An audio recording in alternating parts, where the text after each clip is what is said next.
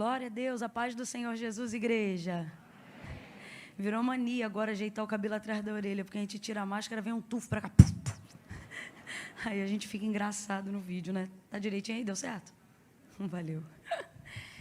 Glória a Deus, é uma honra e uma alegria poder estar aqui nessa noite. É sempre um privilégio muito grande poder ministrar em casa.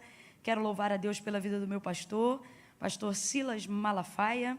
Louvar a Deus pela vida do meu pastor Odilton e pela vida do pastor Samuel. Eu só não digo meu pastor, mas é também pastor, porque eu acho que eu sou mais velha do que o Samuel. Eu acho. Pode ser que não, né? Mas eu estou feliz de estar aqui e feliz de ver que a geração dos crentes feitos de açúcar acabou, né? Rapaz, o povo veio, até quem é mais doce entrou na sombrinha e disse, eu vou. Que alegria, Deus abençoe a vida de cada um dos irmãos. Eu quero também louvar a Deus, porque poder dividir a tribuna hoje com a Cleidiane foi e está sendo uma honra muito grande, porque a gente percebe a sua pureza, a sua entrega, a sua renúncia, e é isso que o povo de Deus quer ver e quer corroborar, né? A gente quer estar perto de quem adora. Então, Cleidiane, muito obrigado pela sua vida e pela forma como você derramou. Permitindo o Senhor, eu creio, viu? Porque hoje eu estou muito obediente, eu estou sentindo que eu vim para obedecer. E aí eu vou poder até usar um pouco do meu tempo para a gente fechar junto de novo. Eu quero muito lhe ouvir mais uma vez, aleluia. Abra comigo a sua Bíblia no Evangelho de Jesus, segundo escreveu João, glória a Deus. Oh, aleluia. Evangelho de Jesus, segundo escreveu João. Pode, obrigada. Só para dizer para vocês, gente, que terminando o culto, os materiais da loja estarão disponíveis ali no lounge. Eu sempre quis falar isso. Porque às vezes a gente diz assim, está ali na banca, né? Mas quando a gente está assim, a gente está ali no lounge da igreja. E se vocês desejarem adquirir, vocês já sabem o propósito que a gente carrega, né? E vai ser uma bênção, tá bom? Só para mostrar para vocês, hoje tem a bata do leão, aquela que o tronco é cinza e a manga é no preto. E vocês já sabem que é proposital. Para quê, Camila? Para afinar a cintura. Diga aleluia. Tem o vestido fé também hoje, nessa malha mais grossa, própria para essa noite que nós estamos vivendo hoje. Eu amo esse vestido e vocês sabem por quê, né? Se colocar um tênisinho, derruba 10 anos em qualquer idade. Não é à toa que eu estou de tênis, eu já estou nessa fase. E tem aquela que é super discreta, quase não chama atenção, que é a virtuosa de A a Z, toda no brilho, no paetê, baseada em Provérbios, capítulo de número 31. Como eu sempre digo, essa aqui é aquela para quem está acostumado a brilhar. Tipo, você quer brilho? Toma brilho, minha filha. É desse jeito. E tem também uma marca nova que o pastor Eduardo Gonçalves está lançando, e ele está desenvolvendo uma ideia muito bacana em cima do tema cabeça para cima. É um C subindo, e tem essa malha estonada, que é uma long, linda. Eu acabei de batizar ela num copo d'água. E também os bonés. Eu particularmente gosto muito, então eu quis entrar nessa com ele porque eu uso, né? Apesar de ter esse semblante super assembleianossauro, eu também sei ser church. E aí eu uso. Tá aqui, ó, cabeça para cima, dá para dar um zoom aí, foca em mim. Eu sempre quis dizer isso também. Gente, o acabamento desse boné é surreal. Se vocês desejarem adquirir, tem esse aqui e tem esse aqui mais voltado para as mocinhas. Cadê, ó? Tá aí. Pensa num bordado, num material de qualidade. Vai estar disponível ali fora, tá bom? Pode pegar aqui, varão. João, capítulo de número 19. Brigadão. A partir do versículo 24 em diante. Glória a Deus. Evangelho de Jesus, segundo escreveu João, capítulo 19, versículos 24 em diante.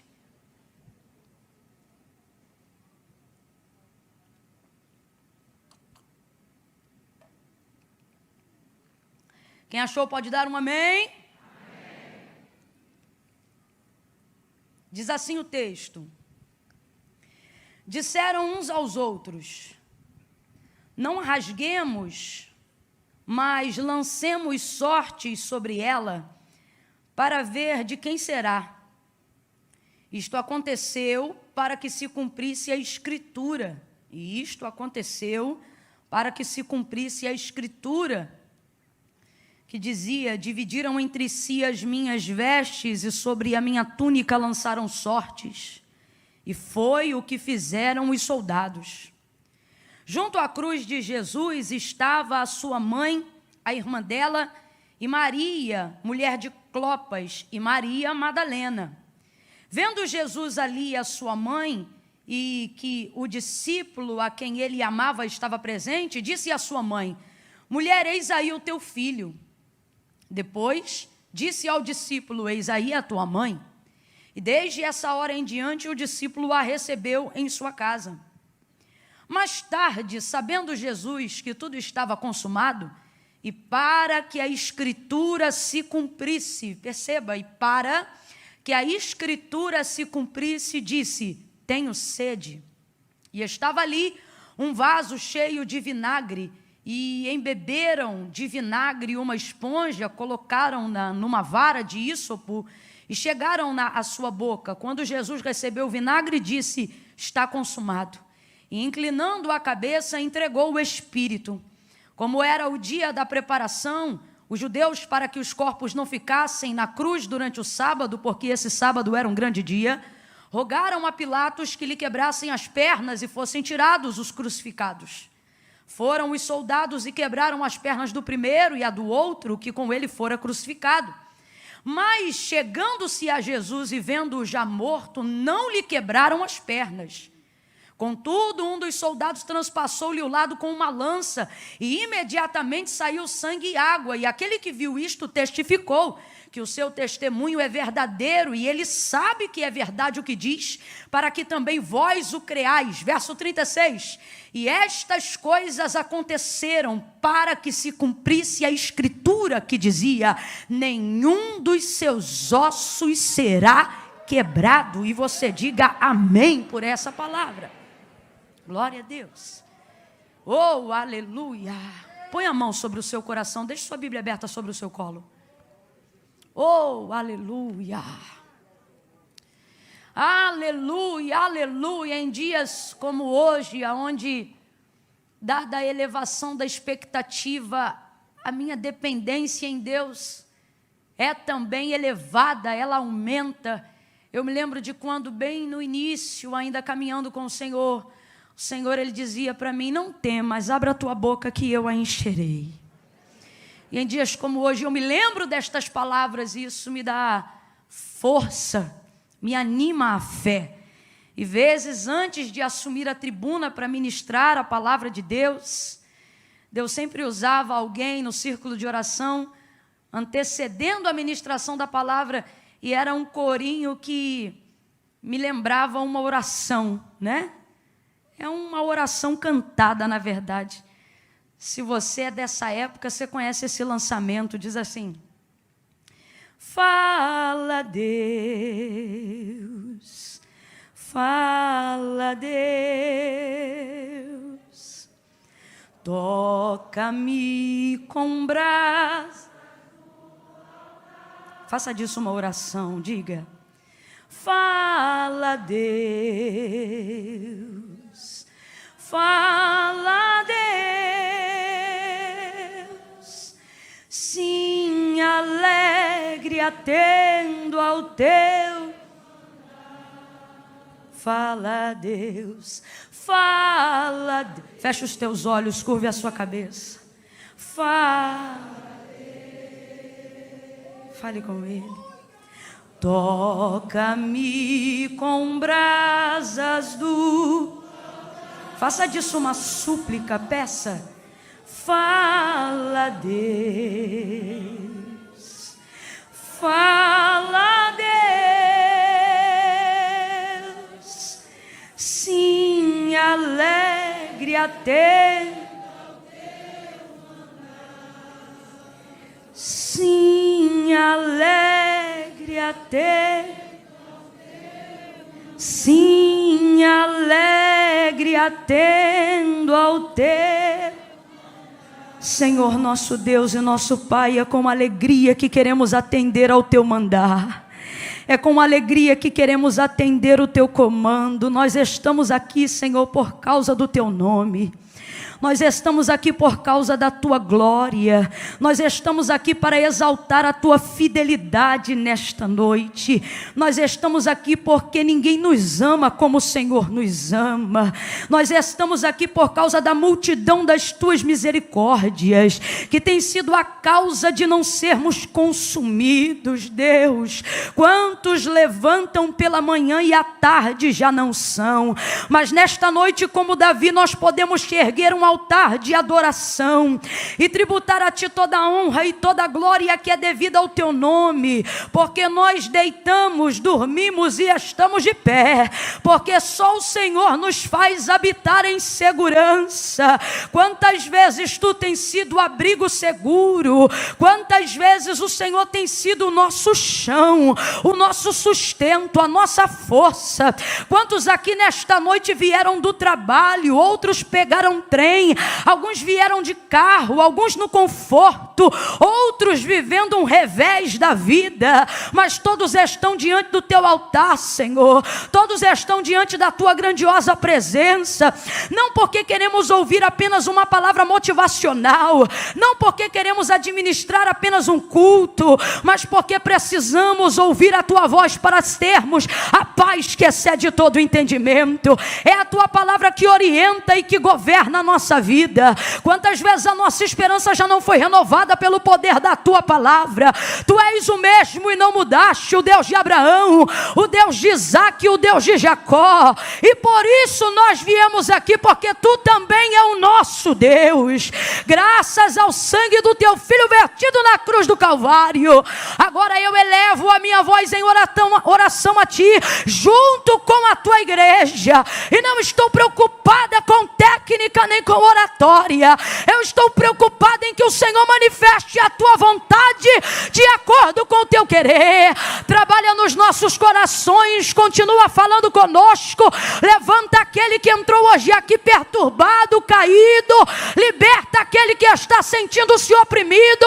Aonde houver uma dor agora no organismo e no corpo, alojada, querendo desvirtuar a atenção desta pessoa para ouvir a tua palavra, neutraliza, cancela toda a obra do mal nas regiões celestiais, ou que seja no corpo físico, espírito, alma e corpo. A tricotomia de cada jovem, a tricotomia de cada criança, a tricotomia de cada ancião. Aqueles que estão acompanhando ao vivo agora pela internet, passe em revista. O Senhor conhece o nome, o endereço, cura das enfermidades da alma e do corpo. Nós repreendemos toda friga, todo cruzar de dedo, encantamento, palavra ao contrário, seja neutralizada, vencida e sem força agora, no nome de Jesus. Fala no profundo.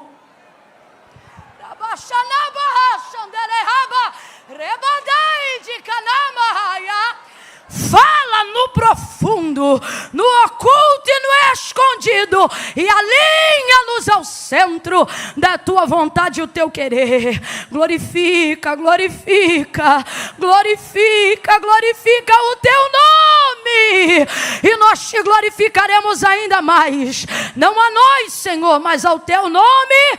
Glória, sem cessar. Nós oramos e te pedimos, fala, que os teus servos ouvem, em nome de Jesus. Quem concorda, diga amém. Oh, amém, aleluia. Oh, aleluia, aleluia, aleluia. Muita gente sendo curada hoje aqui, aleluia. Oh, eu acho que você não me ouviu, eu vou falar de novo.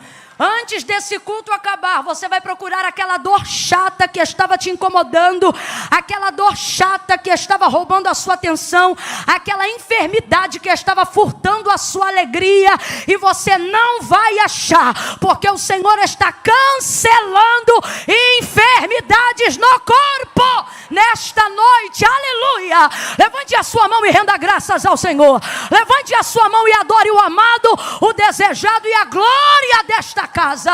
Oh, aleluia.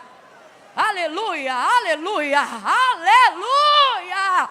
Meu Deus, oh glória.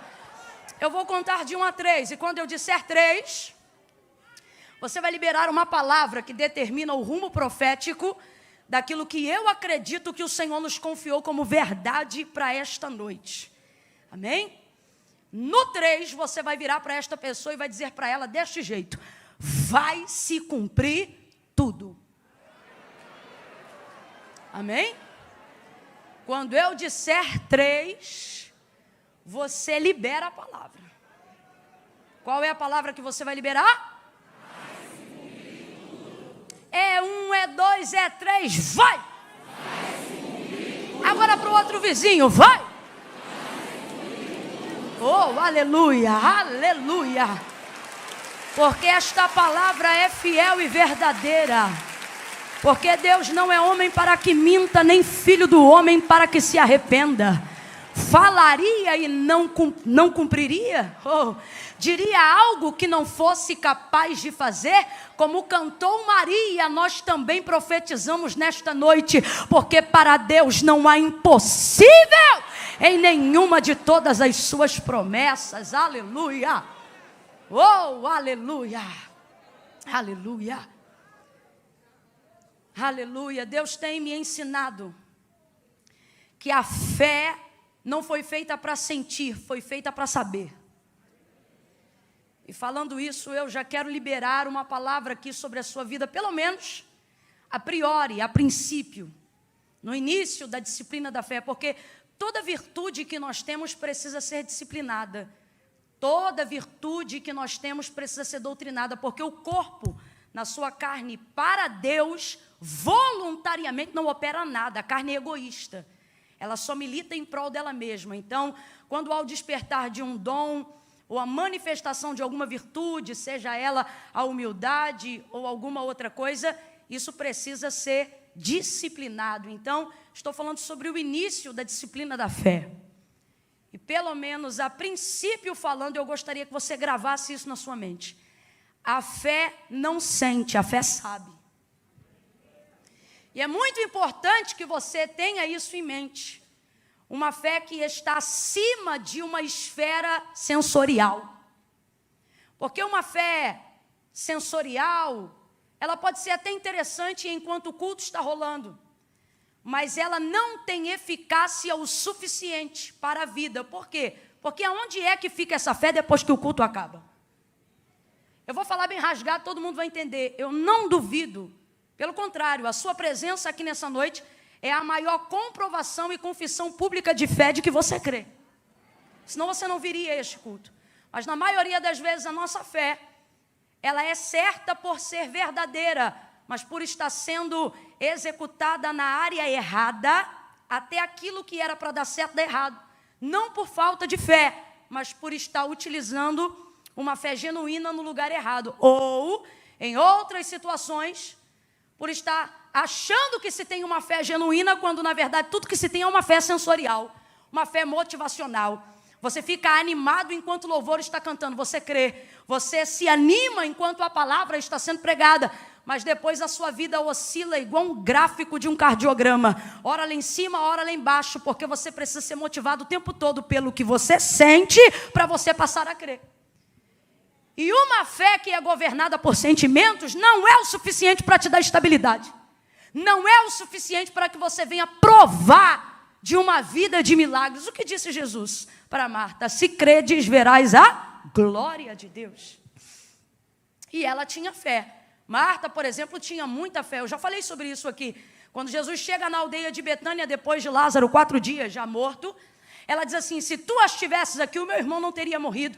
Ela tem uma fé verdadeira, mas conjuga no passado. Ou seja, eu creio tanto que a vida de Lázaro estava na tua mão, que se o Senhor estivesse, olha isso, conjugação do passado, está dizendo, se o Senhor estivesse aqui antes, ou seja, eu tinha fé para antes, meu irmão não teria morrido. A fé dela em Jesus é verdadeira, mas ela aplica conjugando no passado. E fé no passado não resolve nada. Fé no passado não resolve nada. Aí Jesus libera uma palavra que traz ela para cá. E diz assim para ela: Marta, teu irmão vai ressuscitar. Só que ela pega a fé, tira do passado e joga direto para o futuro. Ela diz: eu sei, naquele grande dia, foi longe demais. Ou seja, a fé é verdadeira. Eu sei, na conjugação do grego em João 11, significa eu creio. Ou seja, a fé ela tem, mas está conjugando no tempo errado. Ou ela tem fé no passado, ou ela tem fé no futuro. Mas Jesus olha para ela e diz: Marta, se credes, verás a glória de Deus. Quando? No passado? No futuro? Aqui, hoje e agora.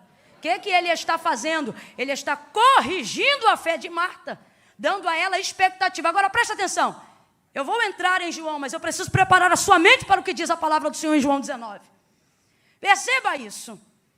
Jesus, quando sai da aldeia de Betânia, já toma uma decisão: eu vou ressuscitar Lázaro. E ele precisa do conselho de alguém para tomar essa decisão?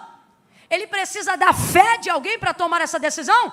Muito antes de animar os discípulos para irem a Betânia, muito antes de animar Marta a crer, muito antes de corrigir a expectativa da fé da sua irmã Maria, ele já havia decidido muito antes de chegar na aldeia de Betânia. Ele disse: Lázaro está morto, mas eu vou ressuscitá-lo. Então preste atenção, Jesus não está trabalhando com a fé de ninguém para decidir se opera um milagre na vida de Lázaro. Ele já decidiu. Mesmo assim, ele vai animando a fé de todo mundo, para que as pessoas possam caminhar até a realização desse milagre com ele. E é exatamente a mesma coisa que ele tem feito conosco. Preste atenção. O capítulo onde nós lemos o momento do Calvário, a crucificação de Jesus Cristo, vão haver 4 menções, das quais 3 em João 19. Nós separamos nesta noite, onde o texto massifica, falando que algumas coisas, mesmo que fossem tristes, pesadas e outras triunfantes, todas elas, segundo o relato de João, que foi testemunha ocular do episódio do Calvário, determinam que aconteceram pela batuta orquestrada da palavra. Se você substituir a palavra escritura por palavra, é basicamente o que o texto está dizendo.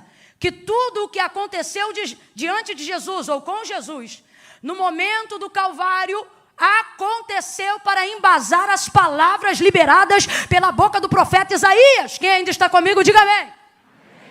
Tudo que parecia avesso, tudo que parecia inverso, tudo que parecia incerto, e até o que demonstrava medo, insegurança, tristeza, vergonha e dor, João vai pontuar cada uma dentre as 4, e nós escolhemos hoje aqui 3, aonde ele deixa claro dizendo: isto aconteceu para se cumprir a Escritura, e isto aconteceu para se cumprir a Escritura, e isto aconteceu para se cumprir a Escritura.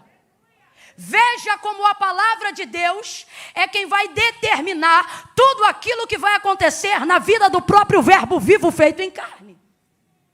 O que eu estou querendo dizer com isso e o que isso tem a ver com fé, você vai entender agora. A maioria de nós que estamos aqui, sem dúvida nenhuma, temos fé. Complete aí para mim: nós temos fé. Nós temos fé. Mas não pode ser uma fé sensorial, uma fé que só sente. A fé verdadeira não está baseada no sentir, está baseada no saber.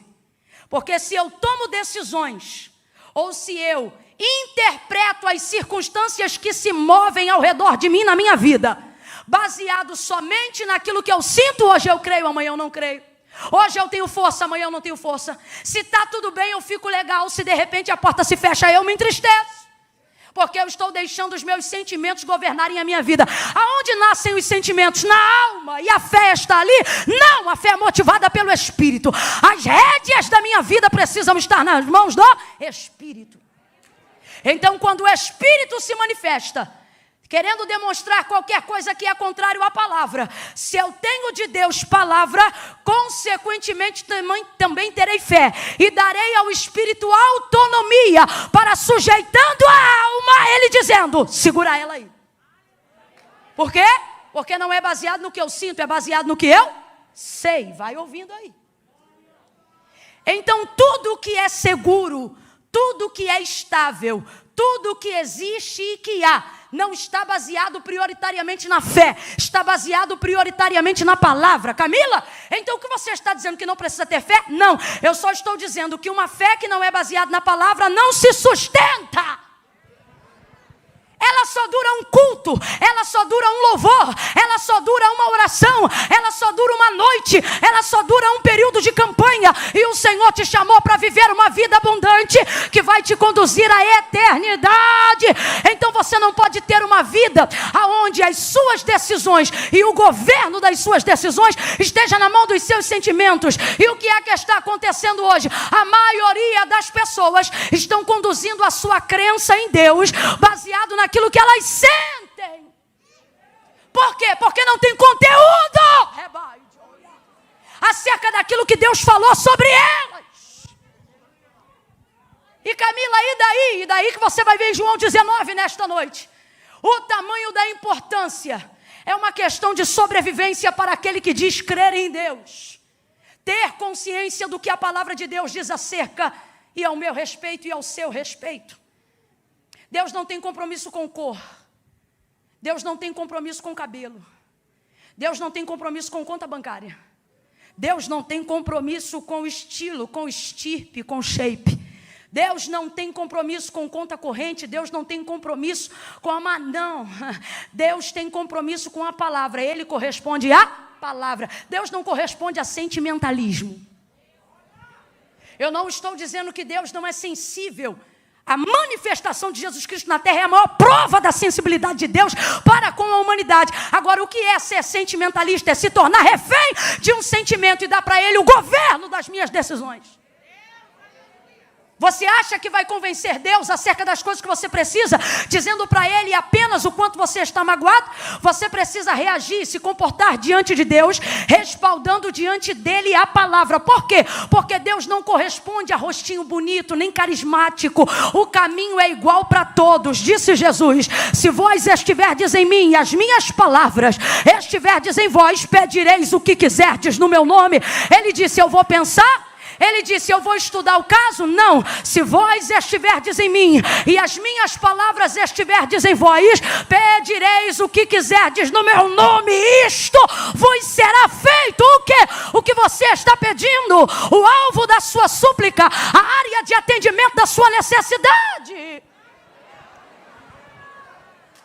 Mas é mais fácil falar do que eu sinto do que falar do que eu sei. Por quê? Porque eu não leio a Bíblia. Porque eu baseio a minha fé em cima do que os outros falam e não em cima do que a Bíblia diz. Mas hoje o Espírito Santo vai te sacudir com todo carinho pelos dois ombros e ele vai dizer: a partir de hoje você não será como uma folha seca, você não será como uma cana agitada pelo vento, você não será prato de manobra na mão de gente corrupta. Deus te trouxe hoje aqui para te dizer: a partir de hoje vai ser menos eu acho e mais a Bíblia diz. A palavra de Deus diz, a palavra de Deus garante, e Deus tomará o governo de todas as decisões da sua vida. Hoje eu ministro algo esquisito aqui. Eu ministro um tipo de fé fria.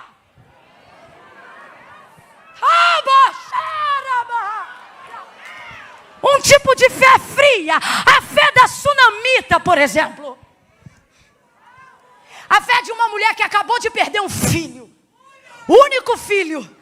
Cumprimento de promessa, predito pela boca de Eliseu, morreu. O texto diz: meio-dia, menino no colo, morreu. Complete aí, por favor, 2 Reis 4, o menino morreu.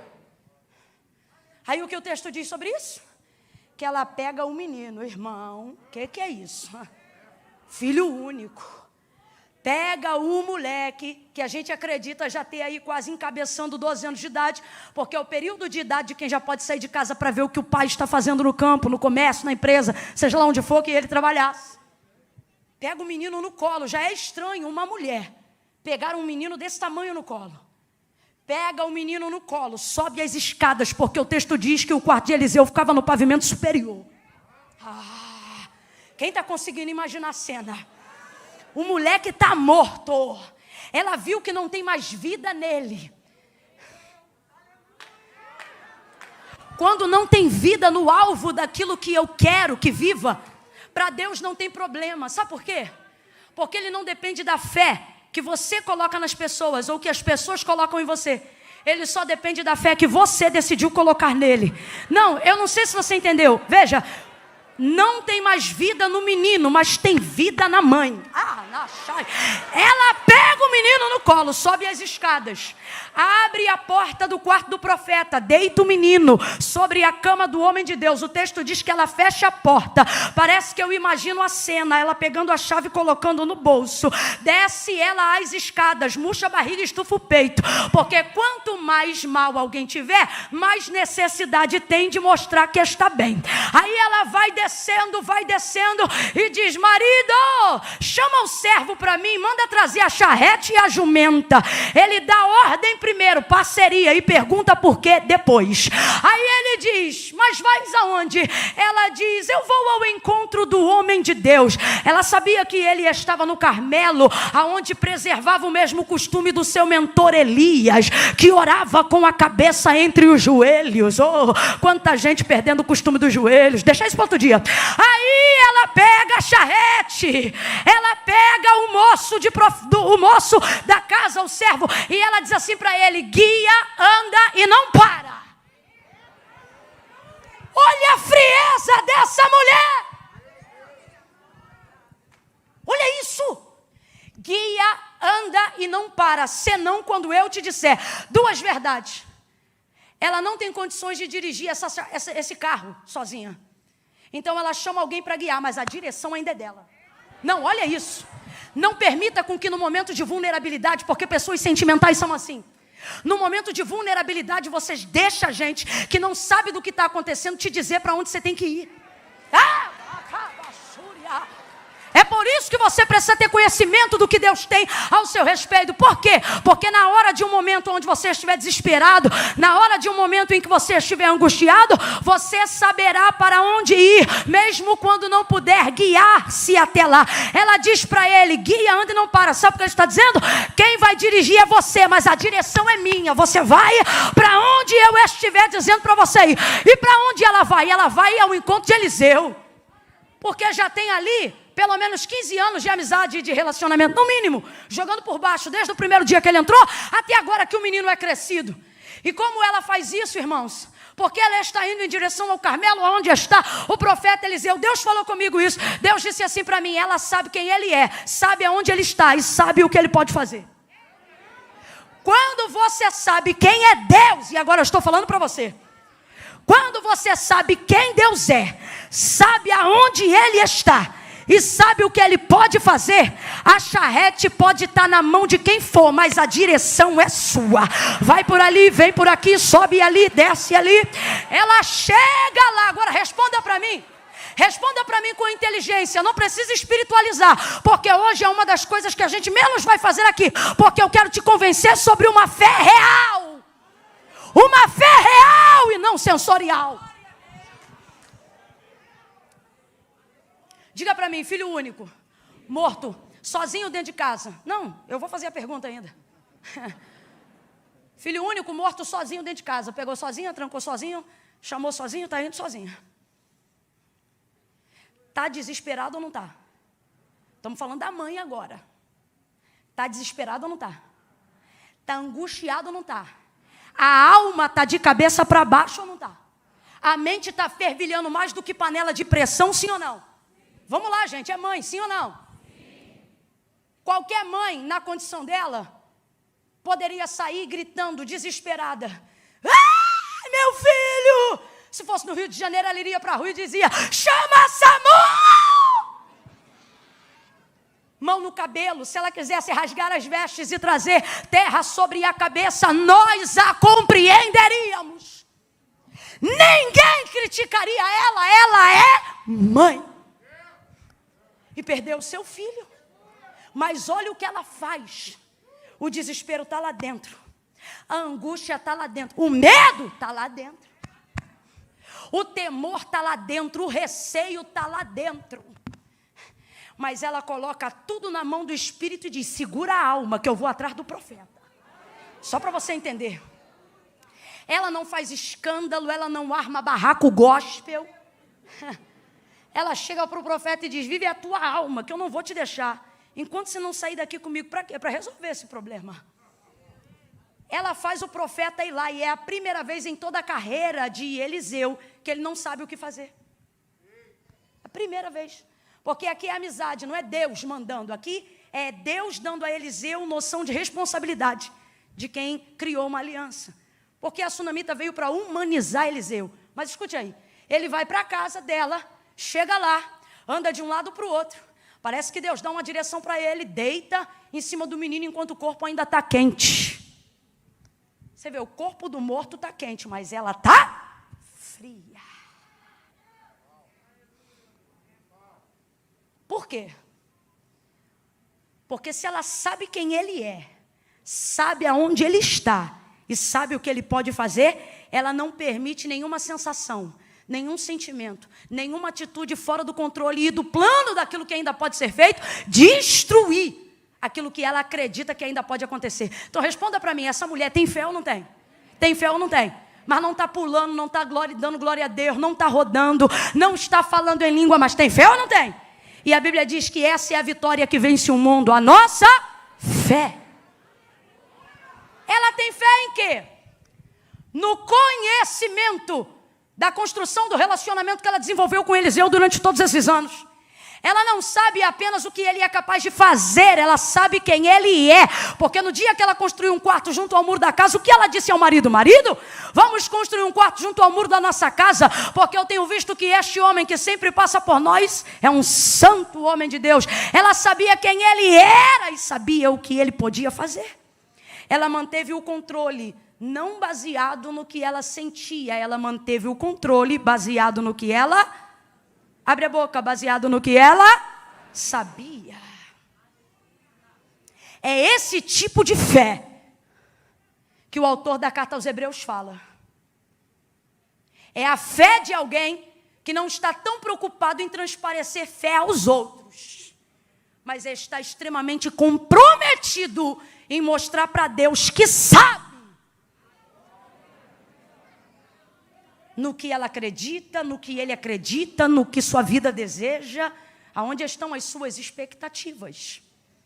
E Camila, por que hoje em dia já não está acontecendo mais assim com tanta frequência? Será que está faltando fé? Não. O que está faltando é expectativa na palavra para que haja realidade de fé. A Bíblia diz que a fé vem pelo ouvir e o ouvir da palavra de Deus. Não é qualquer palavra, a fé vem pelo ouvir e o ouvir da palavra de Deus.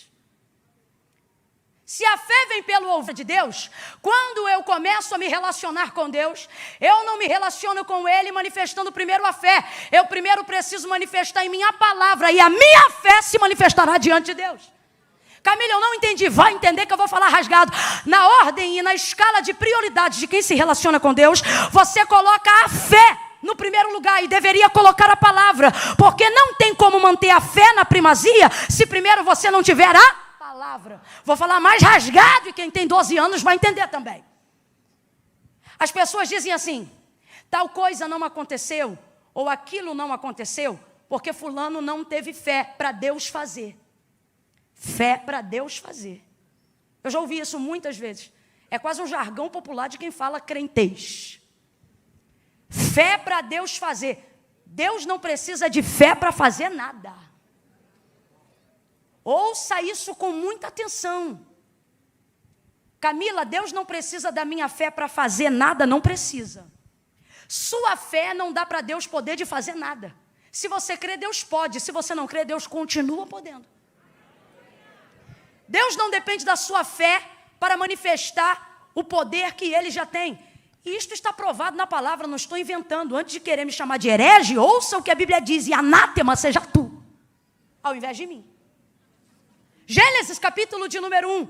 No princípio, a terra era sem forma e vazia. Complete por favor aí, eu vou dizer, olha, não havia nada. Complete aí, não havia? Não havia? No princípio a terra era sem forma e vazia. Isso significa que não havia? E o Espírito de Deus, não é de Satanás não, é o Espírito de Deus, não é das trevas não. E o Espírito de Deus se movia sobre a face das águas. E o Espírito de Deus, então vamos lá, quem se movia sobre a face das águas que estavam no abismo, era o Espírito de...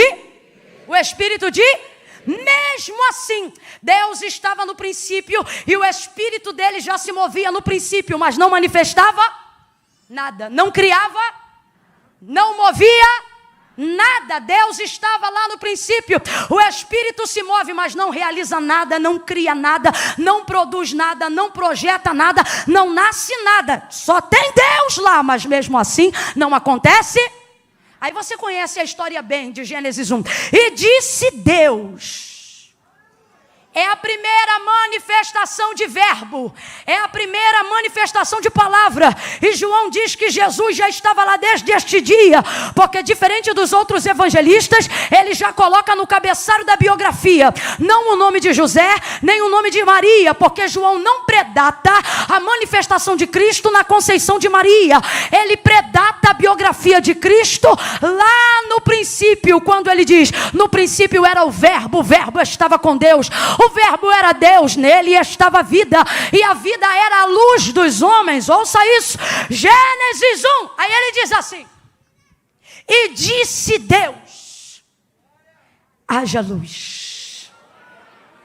Eita gente, e o que aconteceu? E houve luz. E disse Deus, haja luz, e houve luz.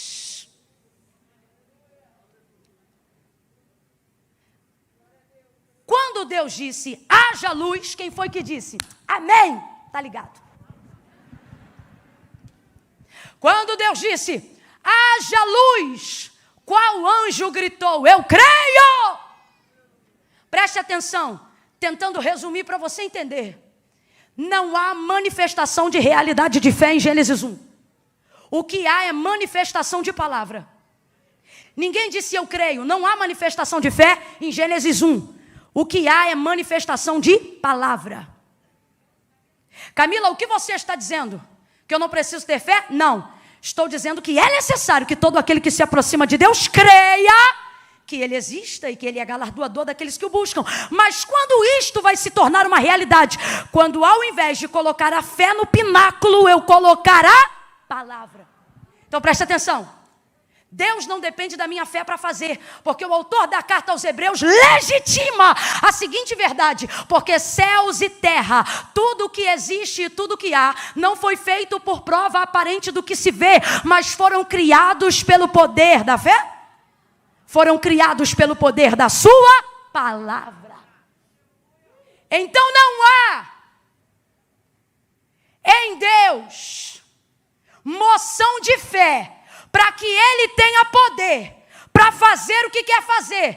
Se você crê, Deus faz. Se você não crê, Deus continua fazendo. Só que só recebe a vida de quem crê. Porque Deus não precisa de fé para fazer. E por que ainda assim eu creio, Camila? Porque Deus não precisa de fé para fazer. Eu preciso de fé para receber aquilo que Deus já fez. Então eu creio. E no que eu creio, Camila? Eu preciso crer no que a Bíblia diz sobre mim. Eu preciso crer no que a palavra de Deus diz sobre mim. E quando isto acontecer,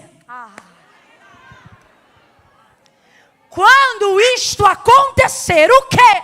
Eu tiver consciência do que a palavra de Deus garante ao meu respeito, a minha fé será atestada, será segura, será poderosa, porque ela não andará mais de acordo com o que ela sente. Por ter palavra, ela andará de acordo com o que ela sabe. Mesmo quando eu não estiver sentindo nada, eu venho para o culto. E mesmo quando eu estiver na TPM, eu digo, fiel é Deus que está no céu. E mesmo quando a enfermidade bater a porta da minha casa, ainda num leito eu direi, Ele cura, Ele salva. Por quê? Porque não é uma fé que está baseada naquilo que eu sinto, é uma fé que está baseada naquilo que eu... E ela é poderosa para durar, mesmo depois que o culto acaba. Ela é poderosa para me sustentar ao longo da minha vida. Por quê? Porque a primazia dela não está baseada no que eu sinto, mas está baseada no que a palavra de Deus diz a meu respeito. Por que Deus respondia tão rapidamente a Abraão? Por que Deus respondia tão rapidamente a Moisés? Por que Deus respondia tão rapidamente a homens que Ele usa como príncipes de fé e de obediência? Porque eles não oravam o que sentia. Olha o que eles oravam. Quando eles entravam em juízo para pedir algo para Deus, eles oravam e diziam assim: porque tu disseste. Quando Deus decidiu que ia acabar e exterminar com o povo no deserto, Moisés não disse: Deus, por favor, não. Deus, por favor, eu amo o povo. Não. Moisés colocou diante de Deus sua própria palavra. E Deus sabia que ele faria isso. Deus, na verdade, não estava provando a ele, estava provando o coração de Moisés.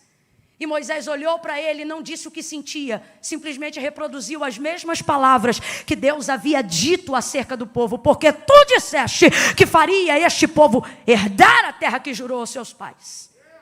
E isso fez com que Deus mudasse a momentânea sentença que aparentemente estava sendo delegada naquela hora diante do povo no deserto. Ezequiel, capítulo de número 37, nós vamos ver a maior realidade do que está sendo dito aqui. Em visão, o Senhor conduz Ezequiel a um vale que estava cheio de ossos sequíssimos. A mão do Senhor o leva ali. Então lhe é perguntado: filho do homem, poderão viver estes ossos? Senhor Deus Jeová, vou traduzir. Sabe o que Ezequiel está dizendo? Sobre o vale eu não sei, mas sobre o Senhor. Sabe o que ele está dizendo? Não vou falar o que eu não sei. Esse vale não sei. Esses ossos não conheço. É basicamente isso. Agora, o Senhor eu conheço. Quando ele diz tu sabes, ele está dizendo: a minha fé não está no vale, a minha fé está no Senhor. Aí ele disse assim: então, filho do homem, profetiza. E Ezequiel profetiza o quê? Nada. Ele fica caladinho, esperando Deus dizer qual é a palavra, porque profeta de verdade não inventa palavra, ele só procura ser fiel àquilo que Deus já disse, porque a palavra de Deus é o bastante. Aí ele diz: diga-lhe assim, e tem 2 pontos no texto: diga-lhe assim, vento dos 4 cantos. E aí ele começa a repetir todas as palavras que Deus, o Senhor, estava falando com ele dentro daquela visão. E aí, enquanto a palavra era reproduzida, houve um barulho e um reboliço muito grande naquele vale. Ossos foram se juntando aos seus ossos. Se Ezequiel chegasse ali e por conta própria, na visão, ele dissesse: ossos se colhem, juntas se liguem, se movam, exércitos se levante. Se Deus não tivesse falado, não iria acontecer nada. Mas porque ele está reproduzindo uma palavra que já foi dita. Para de querer inovar. Para de se tornar dependente de uma nova revelação. O manto do remanto, do profundo, do escondido, do do prado cheio. Se preocupe em absorver aquilo que Deus já disse. E Deus está me mandando dizer agora o que foi. Quais são as palavras que Ele já liberou a seu respeito.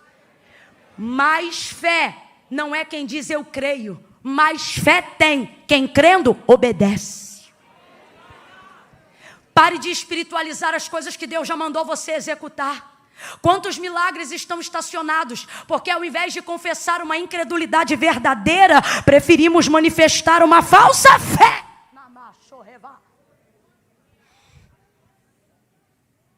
Segunda Reis 4, a viúva: meu marido morreu, credor está na porta. Declara-me o que tens, disse Eliseu. Só tem uma botija de azeite. Entra no quarto, fecha a porta, e nos vasos que pediu todos emprestado, derrama o azeite da botija nos vasos. Ele disse derrama, palavra de ordem, verbo imperativo. Ele disse vai e derrama. Sabe o que ele está dizendo? Ele está dizendo vai e faz.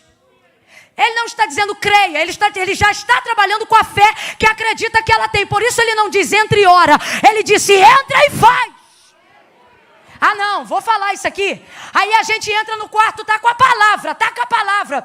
A palavra do profeta é: entre e derrama. A gente segura a botija. Quando vê a quantidade de azeite que tem na botija e a quantidade de vasos que está esperando para ser cheio, a gente fecha o olhinho. Senhor, meu Deus e meu Pai, eu estou aqui na tua presença e te apresento esta botija. Leva a mão, não vou falar rasgado. Você está espiritualizando o que Deus já mandou você fazer. Sabe por que teve milagre? Porque ela foi lá e derramou. E se você ler direitinho, em casa lê, não acredita, lê. E se crê, lê de novo. O azeite não foi multiplicado dentro da botija. E também não foi multiplicado dentro do vaso. O azeite foi multiplicado no fio do azeite enquanto ela derramava. Camila, eu ainda não entendi. Agora veja bem, se ela chega e começa a orar, pastor Dilton, enche a minha botija, transborda a minha botija, Deus não ia fazer? Porque a palavra não era entra e ora, a palavra era entra e derrama, faz. Aí Deus já falou: coloquei na tua vida unção para curar. Quando vem aquela onda no culto de avivamento, Deus diz que está curando, você sente um monte de coisa. E de vez em lá e chapar a mão em quem Deus mandou você chapar. Aí você fica assim: Deus me dá unção, Deus me dá unção. Deus diz: unção eu não te dou mais, porque eu te dou unção desde o dia que você nasceu. Agora começa a pedir coragem, porque unção para curar você já tem, mas você não faz, você não toca. Por que não? Porque você prefere espiritualizar. Deus trabalha numa incredulidade sincera, mas não suporta uma fé falsa. Voltou na mesma casa que os discípulos o tinham visto, mas Tomé não cria. Se eu não colocar o dedo nos cravos, não creio. Ah, é? Jesus volta na casa de novo. Comeu lá? Não. Bebeu lá? Não. Dormiu lá? Não. Falou mais alguma coisa aos outros 11 ou aos 10, perdão? Também não. Voltou lá só por causa de quem? Tomé, porque disse: não creio. Aí Tomé está lá dentro da casa, aparece Jesus, esperando ele. Ele toma um susto. Senhor! Senhor não, vem aqui. Bota a mão aqui. É porque sou eu que estou falando. Claro que Jesus não falou assim. Estou parafraseando. Senhor, eu creio. Eu creio não. Vem aqui, mete a mão aqui. Veja a lança que perfurou. Enfia o dedo no cravo aqui, ó. E aí, agora você crê, Tomé? Agora eu creio. Mas bem-aventurados que não viram, mas creram. Escute isso. Camila, Deus corresponde à incredulidade? Se ela for sincera, Ele não corresponde, mas trabalha. Ele vai lá e lapida. É melhor alguém que chega no culto e diz: Senhor, eu vim hoje porque eu quero crer, mas a minha fé precisa ser aperfeiçoada. Eu não estou bem, não. Eu estou espiritualizando para não dar de frente com a verdade. Que é qual? Que eu sou um crente meia tigela. Eu estou espiritualizando porque a real é que eu não tenho coragem de fazer nada do que o Senhor me orientou a fazer. Se a incredulidade for sincera, haverá chance. Mas se a fé for falsa, pode vir 7, 14, 21. Não vai acontecer. Estou sendo sincera. Agora, vou lá, estou sentindo de ir, não, mas eu vou lá porque eu sei. Por isso Paulo não disse: ofereça um culto espiritual para Deus. Ele diz: vem para o culto e ofereça um culto racional. Vem aqui e coloca diante de Deus o que você sabe, o que a Bíblia diz.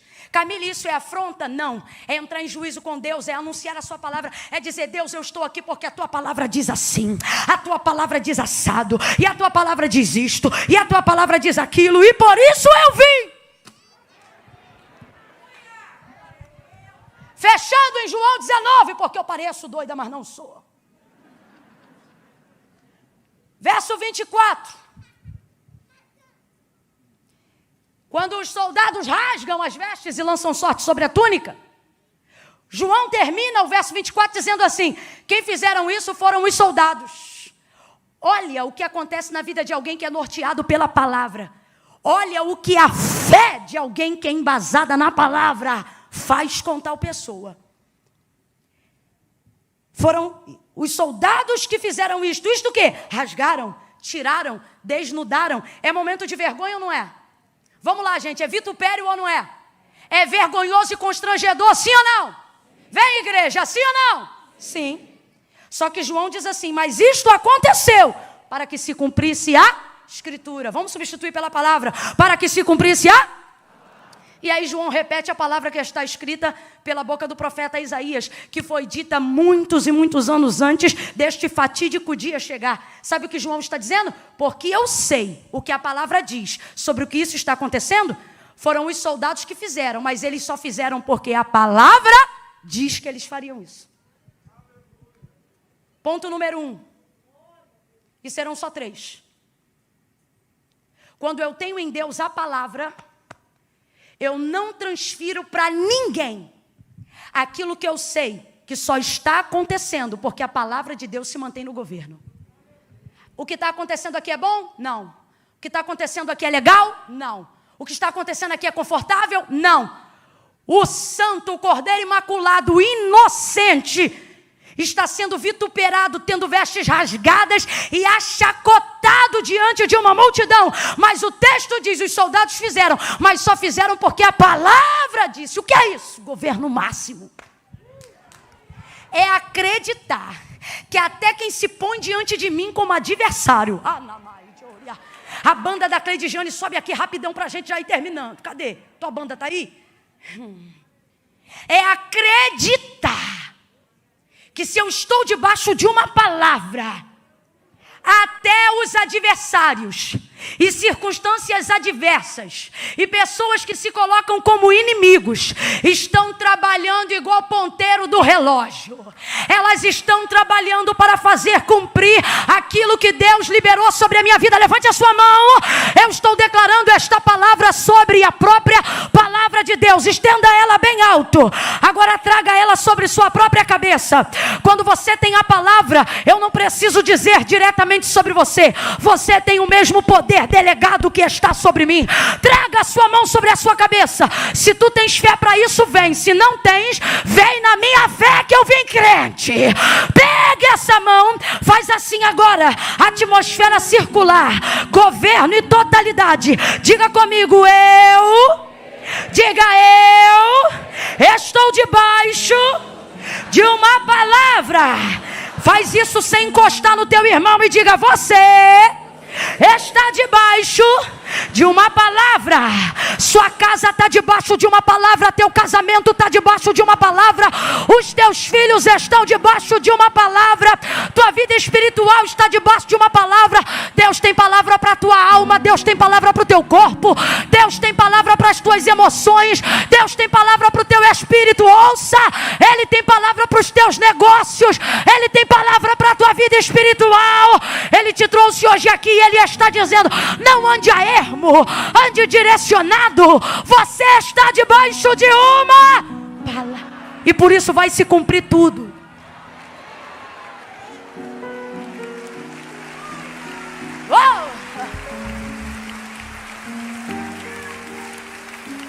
Grita aí de novo com alguém e diga, vai se cumprir tudo.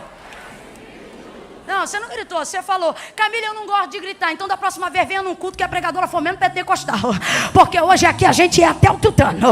Olhe para quem está ao seu lado. Se até Deus bradou no coração de Samuel, que problema tem eu elevar a voz? Olhe para quem está ao seu lado e diga, vai se cumprir tudo que a Bíblia diz ao seu respeito já está sobre você. E Deus não precisa da sua fé para fazer. É você que precisa da sua fé para receber o que já está pronto, o que já está feito, o que Ele já disse. Quem acredita nisso, reaja, reaja, reaja. Eu tenho uma palavra, eu tenho uma palavra. Camila, mas a macumbeira botou meu nome 7 palmos embaixo da terra. Coitado do sapo que morreu. Fala pra ela que eu estou debaixo de uma palavra. O dono do tráfico já falou que teu filho é aviãozinho. Já disse que ele vai dar 20 tiros na cara dele. Não precisa falar pro dono da boca. Só preciso saber. Diga, eu tenho quarto, tenho joelho. E este moleque está debaixo de uma palavra.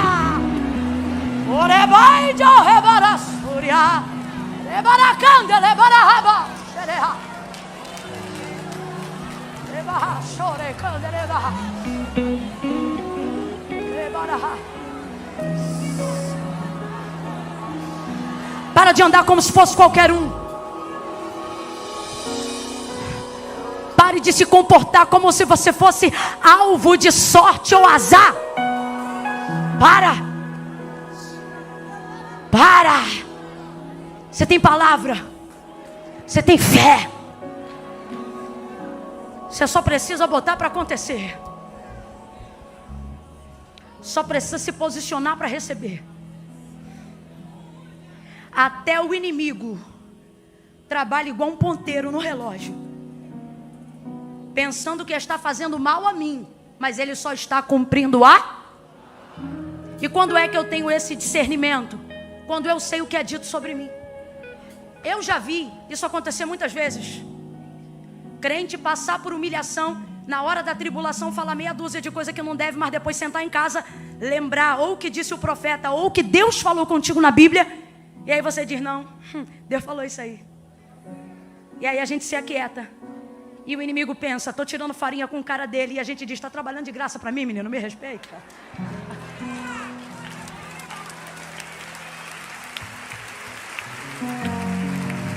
Segunda vez. Ninguém se mova agora. Não fui eu que pedi você para ficar de pé. Se foi o Espírito que te botou de pé, agora sustenta. Segunda vez. O texto diz assim: e vendo que já estava chegando a hora, disse, tenho sede. Você leu comigo, em casa medita melhor. O texto diz assim: e disse, tenho sede, para que se cumprisse a. Então, quando ele pede de beber água, não está pedindo baseado na necessidade de querer água. Está pedindo na necessidade de fazer cumprir o que ele sabia que aquela hora arregimentava sobre ele. Quem está comigo aí, diga glória. Ele não está dizendo, está diante dos seus algozes. Olha para mim, você pede de beber água para quem quer te matar? Você sabe que vai vir batizada.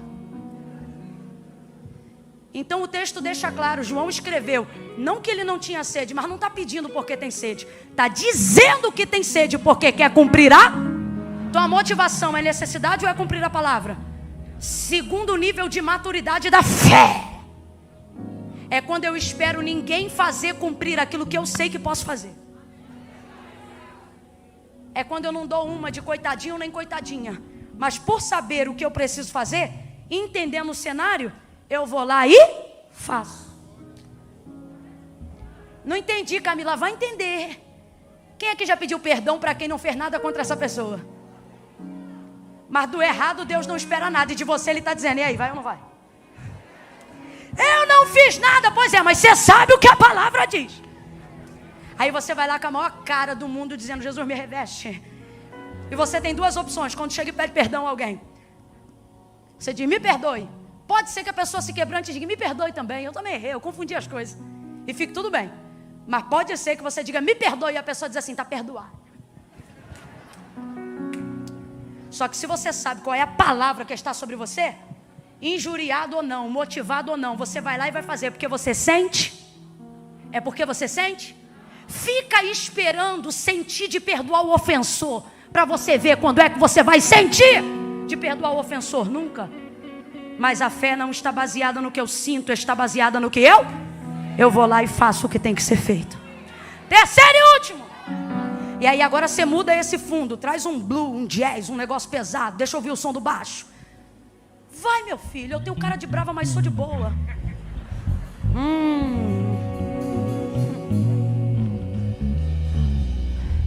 Nós vamos fazer um som agora de quem está vendo o cenário todo montado para alguém te arrebentar, ou para uma circunstância te arrebentar. E parece que você ouve o eco do diabo no inferno, dizendo, eu vou te arrebentar todinha. Eu vou arrebentar com a tua casa, eu vou arrebentar com a tua família. E aí ele vai ameaçando, porque você vê o da direita caindo, o da esquerda caindo também. E tá todo mundo no mesmo lugar no Gólgota. Tá todo mundo pendurados sobre o mesmo tipo de madeira. E aí você fica se perguntando: o que tem de diferente de mim para ter arrebentado ele e não me arrebentar? Eu não quero comparações. O Espírito de Deus está dizendo aqui para alguém: eu não quero você comparando sua vida. A comparação mina a fé. Não foque em como o outro foi quebrado. Foque que você está debaixo de uma palavra. Chegando-se, porém, a Jesus, cada um com um pedaço de madeira na mão.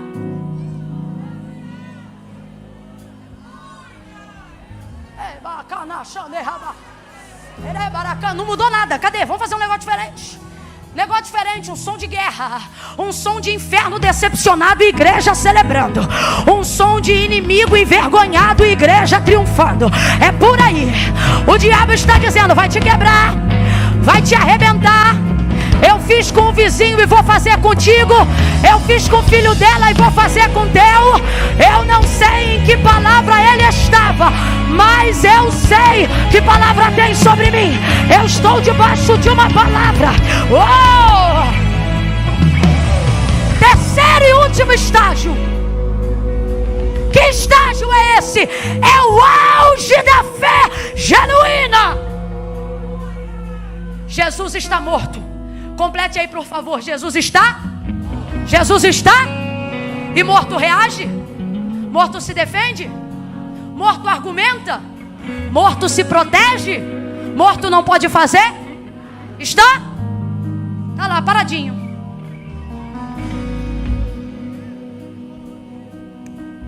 Aí você diz: Camila, o que eu tenho a ver com isso? Camila, o que eu tenho a ver com isso? Você diz assim: vivo eu estou, porque eu estou respirando. Mas às vezes está num ambiente de trabalho onde você não pode se defender. Você diz: viva eu estou, viva eu estou, porque eu estou respirando. Mas está morando de favor numa casa onde você não pode pedir nem para ligar o ventilador. Vivo tá, mas tem que estudar numa faculdade que, se você levantar um argumento contrário, recebe 1000 pedradas. Aí você diz: Camila, vive eu tô, mas parece até que eu tenho que agir como se eu estivesse. E aí essa hora, Camila, o que vai acontecer? Ora, se na primeira vez cumpriu-se a palavra, se na segunda vez tu cumpriste a palavra, esse é o maior auge. É quando, Camila? É quando eu não posso mais reagir, mas não haverá problema. Por quê? Porque você trabalha para cumprir a palavra trabalha para cumprir o que você não pode mais cumprir, para defender quando... Camila, ainda não entendi, vai entender. Deus trouxe gente hoje aqui e está dizendo: a minha palavra vai se manifestar e ela vai fazer por você aquilo que você não pode fazer. Camila, será que isso é verdade? É verdade, porque o autor da carta aos Hebreus diz que ela é viva, eficaz, mais penetrante do que qualquer espada de 2 gumes. Levante a sua mão. Eis que o guarda de Israel, o Senhor é este guarda, e é Ele quem te guarda. O sol não te molestará de dia e nem a lua de noite.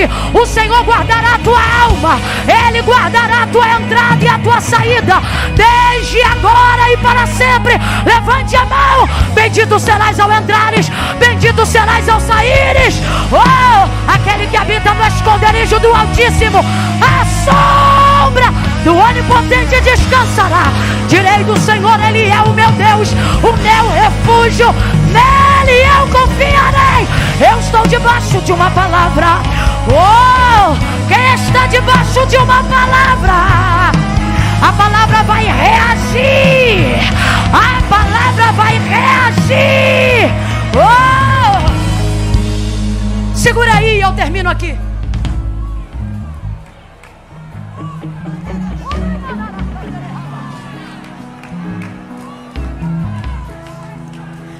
Palavra reage. Eu só preciso saber o que ela diz e executar o que ela manda. E se eu viver uma vida para cumprir a palavra me assegurará mesmo quando eu não tiver mais vida.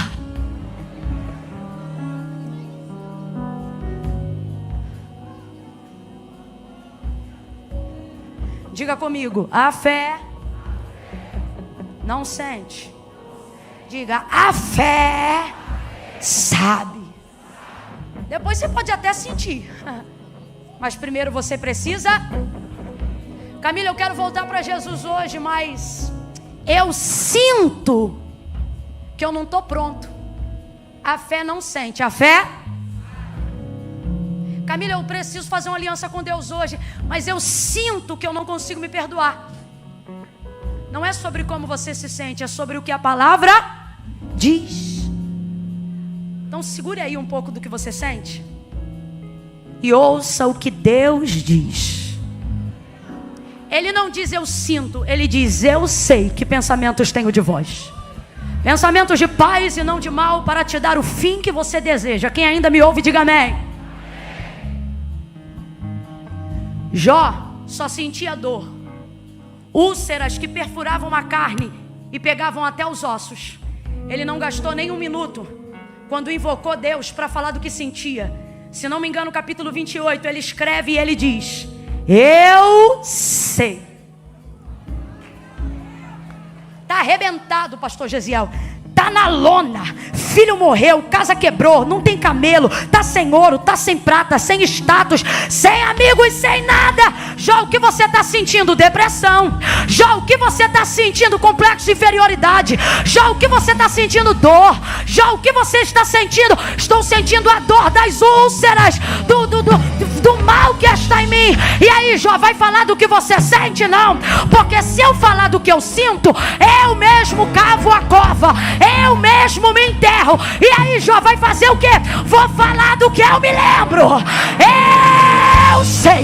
Eu sei que o meu Redentor vive, e por fim ele se levantará sobre a terra.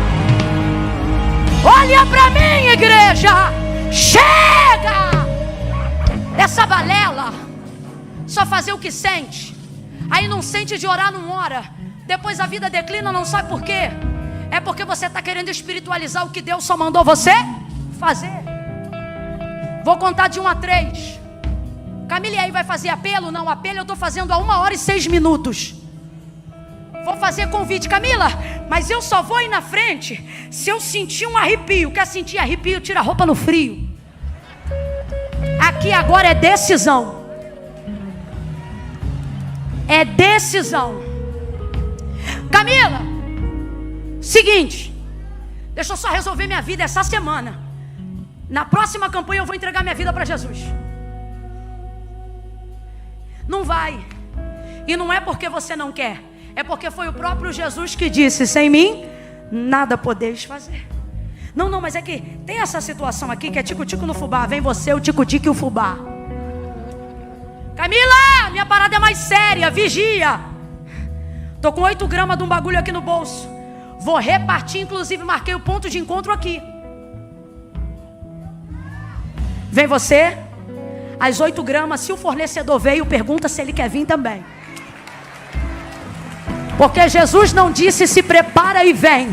Ele disse: vinde a mim todos vós que estáis cansados, oprimidos, sobrecarregados. Ele não disse eu vos julgarei. Quem se lembra, completa para mim, igreja. Ele disse eu vos tem alívio de Deus. No 3, ok? Aí você vê só um refrão, tá, Cleide? No 3, quem tá na galeria: ai, Camila, eu vou ter que ir aí na frente. Vai. Mas é meio longe. Longe é o céu sem Jesus. Ai, Camila, é que eu ouvi dizer que a porta é estreita. Verdade, só esqueceram de te dizer o mais importante. É estreita, mas está? Passa por ela hoje. Eu conto 1. A igreja que entende o poder da oração, levante a mão e comece a interceder agora. Eu conto 2. Se não consegue orar, seja sincero.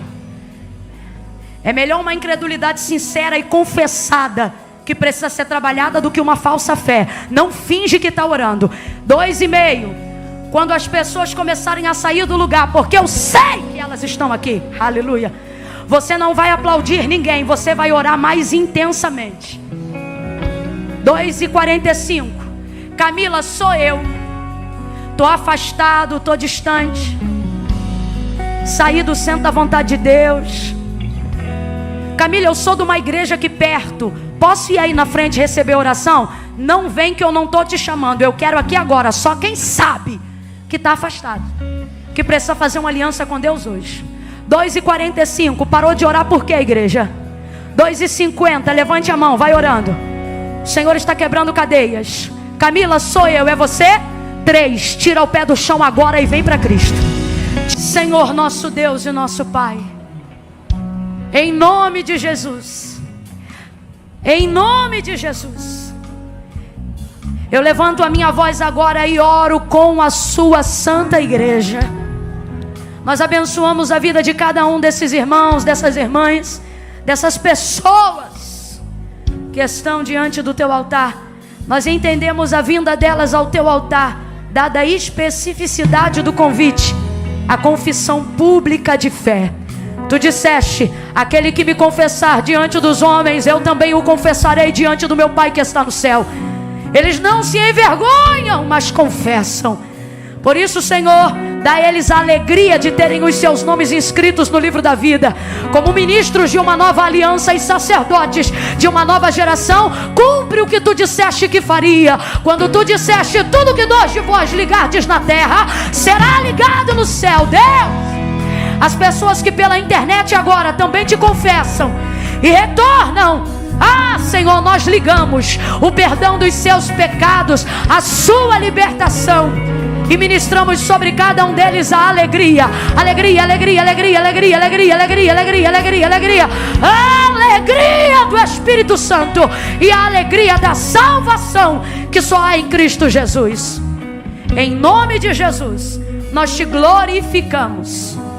Nós te glorificamos, porque nessa noite salvação e glória chegaram a esta casa. Em nome de Jesus, quem concorda, diga. Presta atenção só um minutinho. Eu vou deixar você celebrar com as suas palmas, mas todos vocês que estão aqui na frente, a gente quer ajudar vocês. Nome, telefone, para ajudar você. E a gente quer te dar um presente do nosso pastor para incentivar essa fé que é real. Só precisa andar no caminho certo. Então o pessoal que está com você vai te conduzir agora para o lado de cá. É para o lado de cá, né, pastor Dilton? Para o lado de cá? Para o lado de cá? Metade aqui, ó. Divisão do corredor. Quem está daqui para lá, vai para lá. Quem está daqui para cá, vai para cá. E antes do culto acabar, rapidinho, você já vai estar aqui de volta. Quem está com esse povo, espera eles. As palmas celebrem ao Senhor. Celebre com verdade, celebre com vontade. Deus te abençoe, pastor Dilton.